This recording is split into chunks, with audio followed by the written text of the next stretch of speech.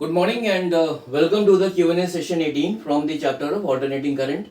The topic is the calculation of power factor of a circuit using the wattless current. So this session is in continuation of the session number 17 in which we have studied about the wattless current. So before proceeding with this question, I will briefly describe this wattless current again.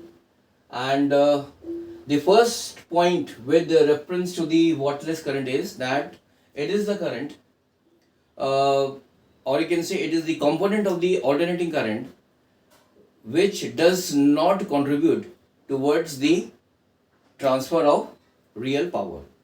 Second important point is that wattless current does not dissipate energy in the form of heat.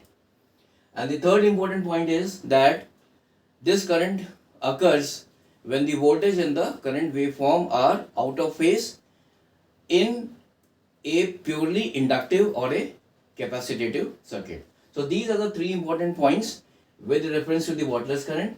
And in the session number 17, we have learned that wattless current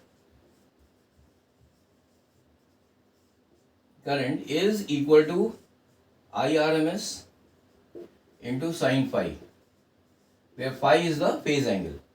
So इस question में the RMS current in the AC circuit is 2 ampere and the wattless current is root 3 ampere. So wattless current is root 3 and this is equal to IRMS is equal to 2 ampere into sin phi.